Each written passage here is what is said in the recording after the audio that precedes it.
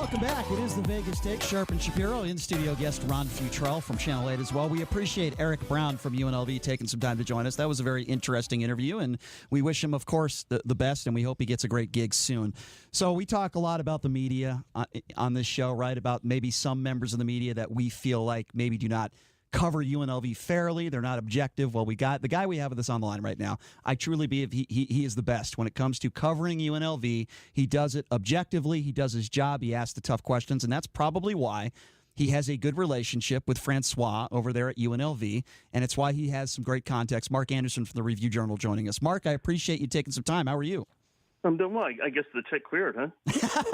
No, I mean that. You know I mean that, Mark. I go after people in this town that I do not believe, who I either do not agree with or I do not believe cover the team objectively. You go after people? I do, yes.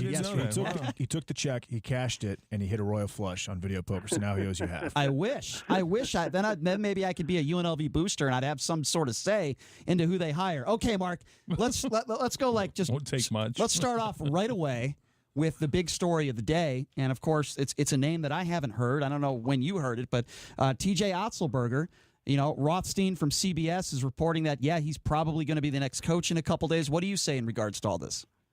Yeah, I mean that's what I'm hearing on my end too, and really started hearing it yesterday. We held off on writing the story because we'd heard a couple other names too, and we were trying to put together a more complete story. But today, it just seems like he's, it's not 100% he'll get the job, but it just seems like he's the leading guy. And so, in fact, I just finished writing the story a minute before you called. So wow. Just that. So when's that? That's going to be out tonight? Yeah, it'll be posted tonight, yes. Okay. So, all right. So I know this really isn't your job to be opinionated when it comes to this sort of stuff. I don't know a lot about this guy. I'm going to be honest with you. What can you tell me about him, and what do you think he can turn this thing around? Well, they like to shoot threes. They had three players shoot more than 175 threes this season. UNLV in 3 seasons under minutes have one player shoot that many. Oh, God. Wow. So they get up and down the court. They had the 3-time Summit League Player of the Year, Mike Dahm, who's the only player nationally and averaged 25 and 10. Right. So they like to play an exciting game. Now, whether that translates to UNLV, I think they're looking at a rebuild. They may be able to convince some players to stay, but I think they're going to lose some guys, and so he's going to have to come in and. And I don't know if he's bringing players with him or not, or anything like that. But he's going to have to get some players late in the recruiting process, and that's going to be hard. So, I don't. You can sort of the Utah State playbook in a way. Utah State went to South Dakota last year and got Craig Smith and had an incredible success. It's hard to imagine. Having that kind of season next year. Yeah, they're not returning a Sam Merrill. Yeah. Yeah, I mean that's exactly, and now in fairness though, no one saw Nehemiah Queta come around either. So right, maybe Otzelberger brings someone like that in. Mm-hmm. He's going to have to. Yeah. I just see it as the beginning of another rebuild. Yeah. But I would see that considering they're looking at mid-major head coaches, or she's looking at mid-major head coaches. To replace Marvin Menzies, I think it'd be rebuilt pretty much no matter who they brought in. I for the most part, but let's talk about, and I agree with that. But let's talk about Mike Miller for a second, if we may. I heard that Amari Hardy and Atambwe both spoke with Francois as early as this morning, and basically told her that if she hires Mike Miller, they're going to stay. If not, they will most likely leave. Is that true? What can you tell us about that? It may be true. I mean, I haven't spoken to anyone who says that, so I'm gonna believe what you say on that. So I don't question that. Maybe that will have some sway. I know obviously he is the favorite of the fan base. I do think if they hire Mike Miller, people would get really excited. I do think he'd bring in a top 10 recruiting class, and UNLV would be in position to contend next season for the Mountain West title. So I can understand why the fans really want him here. I know there's concern he doesn't have coaching experience. I think there's a little bit of concern about his degree, but I think he's supposed to get that in the summer, so I don't see where that would be a big issue. But, she is being very secretive in her search. What? And how she's going about her search. So to know the exact reason why she seems to be really hesitant to want to hire him is really unclear. And I think we'll only really know when she has her press conference, and then we can ask her then. Has this taken too long? I mean, if you're going with South Dakota State, you should have had this done by now. Okay, is this okay? The longer it went, the more you figured, okay, maybe she's got somebody from a big school that's going to. Now it's gone past critical mass. Now it's clearly there's nobody that's still coaching that's going to come here to UNLV that's still in the NCAA tournament or elsewhere, or the NIT even for that matter. So is it? Did you expect something sooner? I mean, I sort of did. I would have liked to seen something sooner. Or does that matter? Does timing matter? Well, before she announced the firing of Menzies, I thought if she had fired him, she'd probably have someone in mind she could hire pretty quickly. But her press conference that day made it pretty clear that this was going to be a process. And and she may have had it done by now. They went after a couple other coaches, Nate Oates from Buffalo, turned them down. The one in Chicago, Loyola Chicago turned him down. Mosier, yep. Moser. So she was I think she would have had someone by now if he hadn't turned him down. I'm not sure if she actually made an offer to Rhodes at Virginia Commonwealth. I think she might have seen the writing on the wall that he's probably going to Virginia Tech. But at the same time, what Utah State last year, they hired Craig Smith March 27th, so pretty close to this date. UTEP, they hired Rodney Terry. It was April 5th. So, so it seems kind of long, but in some ways it's not. And also keep in mind this too, with the FBI investigation from a couple of years ago, athletic directors are being much more careful in how they scrutinize candidates. And that's why you're seeing more search firms use now. They're going into heavy background searches. And they want to make sure that whoever they hire, they're not going to be surprised 6 months down the road, a year down the road, something's going to get the university in real trouble. So I think that's part of it too. So you're saying Patino is out then? Just checking. Well, and I think I don't know if you can be out when you were never in. I think that's especially the case when you're looking to propel your career somewhere else, as I believe that Francois is. So she went from Thad Matta to Nate Oates. I don't think Matta was ever in. I just don't. He wasn't actually involved. So I don't think so. Say the one thing to keep in mind about Thad Matta, he has to appear to be looking for a job to keep drawing a paycheck. Right, I agree. Right. I agree. Right. Mark, I totally agree with that. Yep. I don't question he might have sat down with some boosters. Some people might have some sort of influence in the program. I don't think either he or his agent ever sit down with Desiree Reed-Francois, though. Okay, so say Tabwe and Hardy transfer. Who is actually left? And what kind of recruiting class does North Dakota State have right now? What, you're going to start bringing Jackrabbits players over? I can't speak what the recruiting class is. Obviously, they won at a pretty high level for the Summit League, but I don't know that's Mountain West level. And he didn't recruit Mike Dahm. No, he did not recruit Mike Dahm, but he did. He was a recruiter at Iowa State and Washington when he was assistant. And the thing you always have to kind of be skeptical about, though, when you see a coach's bio and say he had a hand in the top 10 recruiting class, and that may be true, but it was still the head coach's recruiting class. Mm-hmm. So how much he had to do with that, I don't know. Right. Maybe he's a great recruiter, maybe he's just so-so, but that's what we're going to have to find out pretty soon. And the head coach was Fred Hoiberg, who had major NBA ties, obviously. Right.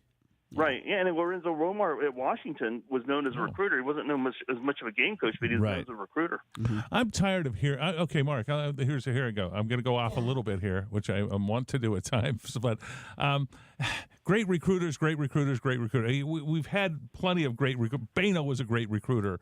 Dave Rice was a great recruiter. We've had great recruiters that have come here and couldn't coach a lick at times, it seemed. And I'm not saying about Dave Rice in particular, but certainly Bano. I'd put Bano in that category. At least players wouldn't listen to him. And And I want a coach needs to develop players first and foremost and make good players into great players, which is what Tark did. I think Kruger did that to some degree here as well. Also took good players, never had great recruits, and made them into much better players. And I don't know. I'd prefer to see that style of coach than hear somebody who's going to get a top 10 recruiting class all the time, because we've been sold that bill of goods and it hasn't worked here. Maybe I'm just going on past history too much, but that's just a matter of opinion. What direction do you have any guess on which way she would look? Or you don't? I'm dissecting it too much, perhaps. Yeah, but that sounds like an argument against Mike Miller you just made. So yeah, no, I would. I don't mind making that argument. I was thinking the same thing. Yeah. Yeah, no, that's. I mean, I don't. The Otzelberger went 70-33 at South Dakota State, so he must know something what he's doing on the court, right? And he certainly has a style, the shooting a lot of threes. So, you just never know until they get there. Of course, it's funny. You look at Steve Fisher when he was at Michigan. He was known as a great coach, not a great recruiter, right? He goes to San Diego State. He's known as a great recruiter, not a great coach, at least in his early years. I think later that changed. So, guys' reputations can change. And, you just have to see once they get there. It's like the same thing with recruits. You can see, I've seen it, especially in football. You'll see a guy that the coaches rave about. He's a great recruit. He's going to come in and make an impact, and then the guy barely plays. So, right, you never know. That's true. If you're just joining us, Mark Anderson from the Review-Journal, beat writer for the UNLV Run Rebels, talking about the coaching search. Okay, Mark, let me give you my opinion here. That's what I do. I give opinions on this show.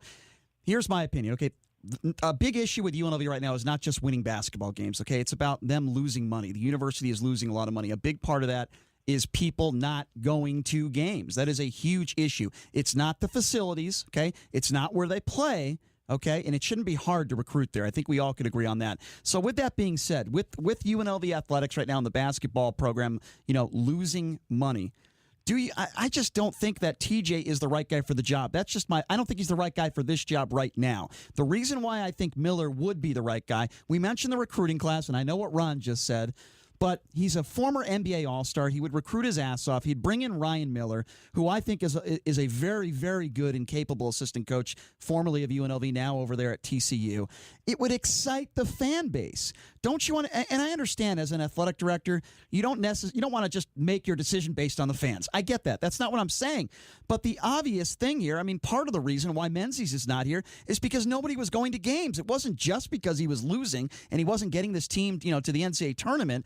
So that's why I'm not so sure this guy, TJ, is the right guy for the job. That's why I'm in support of Mike Miller. That's why I go on social media and I say Mike Miller's the right guy for the job. Number one, he really wants it. Number two, these kids, they grew up watching Mike Miller play basketball. He's a former NBA All-Star. He's got the recruiting ties. Ryan Miller would come back. That's why I am in favor of Mike Miller for where this program is at right now. And I'm just a little surprised, Mark, and I know it's an if this guy, TJ Otzelberger, is hired, I don't think that's going to excite the fan base. Is that going to get people to buy season tickets next year? I'm not so sure, Mark. That's my take on this whole situation. What's your feelings on that? No, I agree.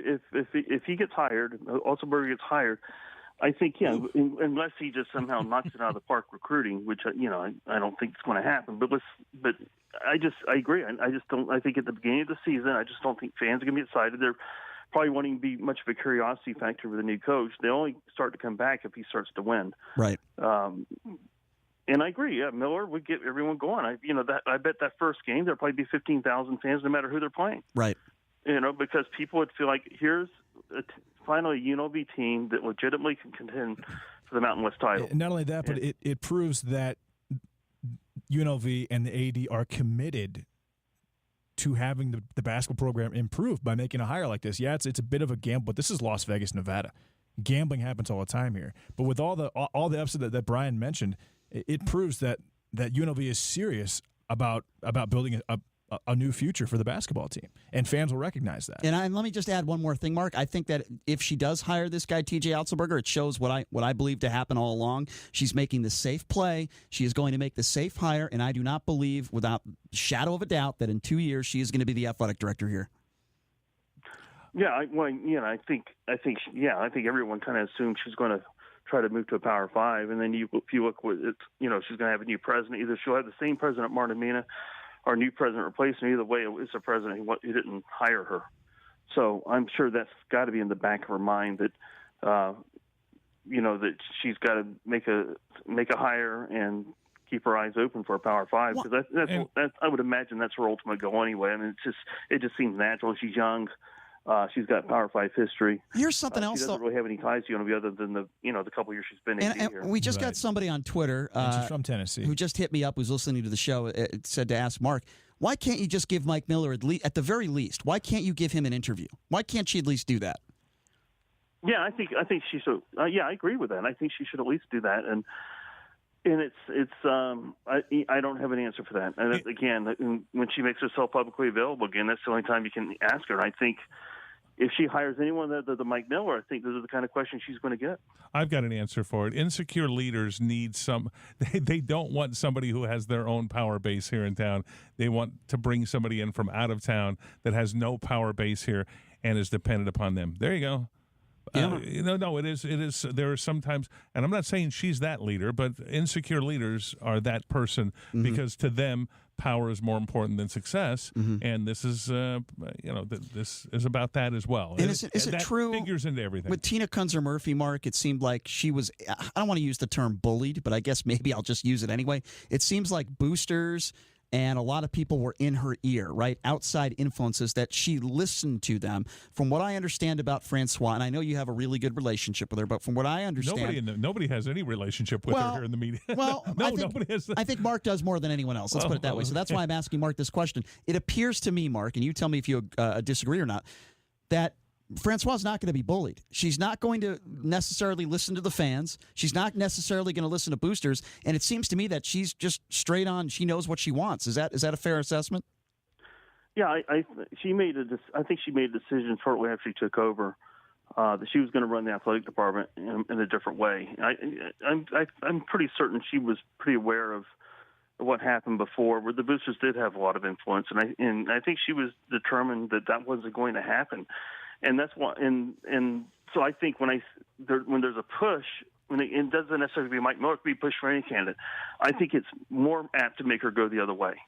And so, even though a lot of the fans are clamoring for Miller, and I don't know how much she's on Twitter right now. I think she's really busy trying to nail down the basketball coach, so I don't think she's spending a lot of time on Twitter. But word gets back to her, and I'm sure it just makes her dig in her heels anymore. So. And that may be part of how she got to where she is.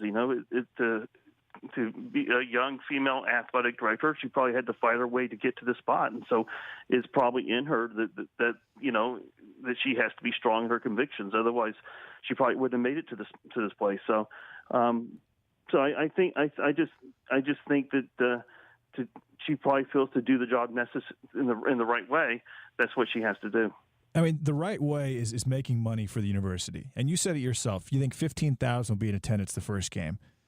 How much money would that make the university just the first game? How much extra money would that be in comparison to the 3,000? It's a good point. I mean, how does she not take that into consideration? I understand she's stubborn and she's a very strong, independent woman. That's fine. But when your convictions are affecting your job in a negative way, not just that, Mark, I think this is the most important hire in UNLV basketball history. Do you agree? It very well could be. Yeah. Well, with the programs. The programs about at the lowest point it's been is they just came off the season with the lowest attendance in Thomas Mack history. There's just no enthusiasm for the program. You got maybe half the team is threatening to leave. Yeah. Not only that, but name one team who's won a national championship in the last 30 years outside of UConn who's in a worse place right now than UNLV. I don't think you can. You cannot do that. It's hard to imagine. No, it is hard to imagine. Yeah, I mean, and I'm not saying that she, as a beat writer, I try to just report on what's happening. Right. So I'm not trying to say that she should or should not hire certain people. I'm just saying that this is why I believe she feels that way. So right.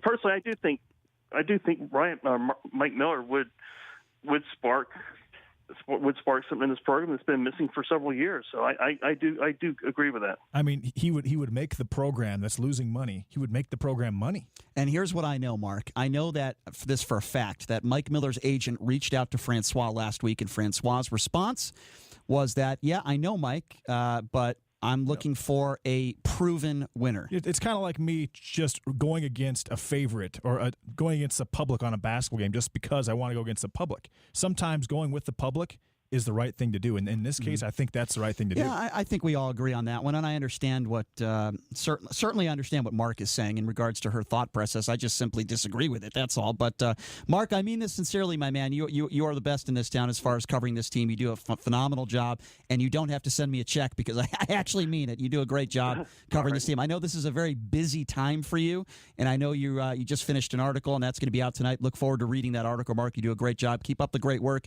And when she does announce it, and hopefully there will be an announcement this week. At least it appears that way. We'd love to have you on again. I appreciate that, Brian. Thanks. I'll be happy to come on. Thanks, Mark. Yeah, thanks a lot, Mark. Always appreciate it, Mark. Thank you. There you go. Mark Anderson from the RJ. That was a great interview, and that's, I would imagine, a lot of people are going to want to know what Mark has to say. That's the latest right now. Guys, what's your reaction to that? I forgot to ask him what his favorite rock band was other than Led Zeppelin from the 70s. And so so I feel disappointed that I left that one on the table. But sometimes you got to leave some things. You got to leave some things on the table. I'm going to say this. Fish. Fish, okay, fish, good choice. Okay, went to the bottom of that barrel. Okay, but a good barrel. But I like fish. No, let me say this real quick. Mm-hmm. I believe fans will come back here in a hurry if they have a successful coach. So TJ Lavin, TJ Oster, Miker Scamp, Scampy Dampy, TJ Oscar Meyer, I believe is his name. Okay, if he comes TJ Miller, isn't TJ Miller a comedian? Yeah. If he comes here and wins like crazy right off the bat, or even shows signs of success, fans will come back here in a hurry because they are hungry. I agree. So that I believe will happen, if it does happen. I just got a text message from my good friend Larry Eustacy, who was on our show yesterday. He just told me that the California Board of Trustees has just okayed John Calipari to UCLA, but now Calipari is saying he does not want to go. So they went through the process of trying to get Calipari. They finally got the trustees to okay it. Now Calipari's like, nope, not going. Okay, then come here. Yeah. Calipari to Vegas. Let's start it right now. Yeah, that's not going to John happen. Calipari Why would you want to take this? That's another thing people understand. Of course not. That's another thing. Nobody, a lot of coaches not want to would not want to take over this program. The voodoo doll, I told you, there's a hex. Yeah. I'll say it again, and I didn't want to really go too much into it with Mark Anderson, but I think everyone in the studio here agrees with this, right? Mike Miller is a no-brainer. And again, I'm basing it on the situation we are in right now. Thad Matta, those guys, Frank Martin, I'm assuming Muss, all those guys, they're not coming here. Okay, Rick Pitino's not coming here. We have a former NBA All-Star who is 20 years of grassroots basketball, who knows these young kids, who develops a relationship with these AAU players, who would recruit his ass off. I understand he's never called a timeout before. I get that, okay?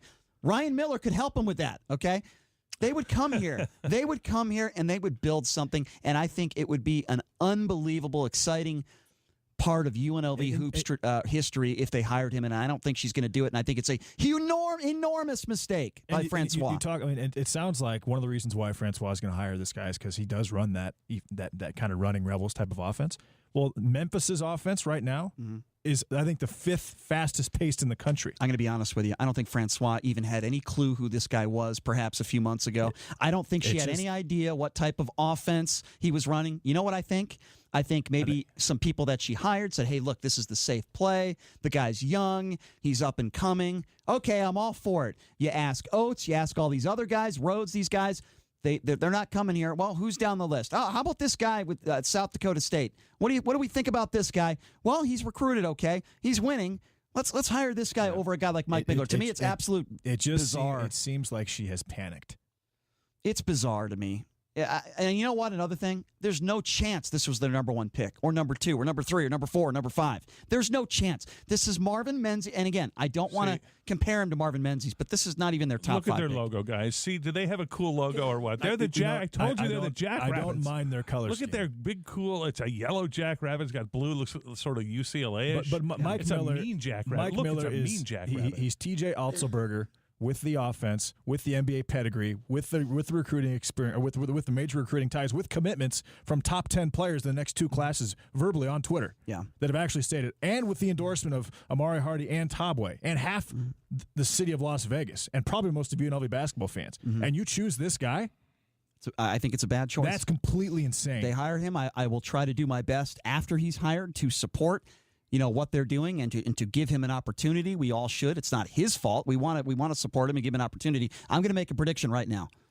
I think there'll be a press conference Friday. I think they will announce TJ Roethlisberger. TJ Roethlisberger. No, I like Roethlisberger coming here. TJ Roethlisberger coming here as a Jackrabbit and just tearing this city apart, just ripping it up. I'm going to call him TJ Roethlisberger. That's what I'm going to call him from now on, too. I like that. No, seriously, though, much easier. I think there's going to be an announcement on Friday. I will say one thing. He recruited well to Iowa State, but a bunch of those players, they came from the East Coast, and they just kind of popped up on Iowa State's radar just out of nowhere. They kind of they came – Iowa State was their number 1 out of nowhere, and when that takes place, something is not going on right behind the scenes. I got a text message from a very prominent coach that I know who told me, and again, this is allegedly, okay? I feel like I'm going back 3 years to what I heard about Menzies, but I heard allegedly that 2 coaches, by the way, that I've talked to that said they believe that Otzelberger has, for lack of a better term, cheated when it comes to recruiting. Now, allegedly. I don't know if that's true or not. Good. Let's get him here. He'll win. I can tell you right now. Run, hide. He's a Jackrabbit. He can get away from the NCAA. That actually doesn't concern me.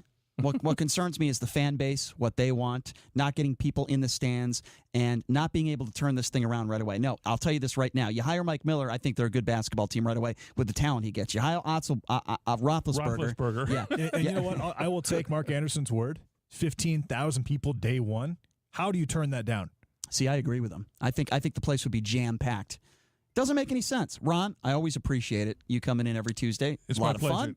And at one of our breaks, you guys played a song. Let's call it the Otzelberger tune. Or, you guys played a little tune. TJ Roethlisberger Blues. Yeah, I'm gonna put that on my social media page, Facebook and Twitter, because it was hilarious. Ron, thank you so much. I missed a couple of chords in it. I apologize. That's quite all right. Critique me on that one. So tomorrow on the show, we're going to have Jim Livengood, former UNLV athletic director. He will be joining us, and he will give us his opinion on this whole UNLV debacle. I'm sure he has some strong opinions on that, and we'll let the legend himself, Ken Thompson, take it away from here and go over all the games. We got some great college basketball games coming up here in the next several days, so Ken will break that down for us. Ron, thank you as usual for coming in. We will have a lot of fun. Same time, same place tomorrow. Thanks for joining us, everybody. Have a good one. Check us out at the Vegas Take. Ken Thompson coming up next on the all-new 101.5 FM, 720 AM KDWN.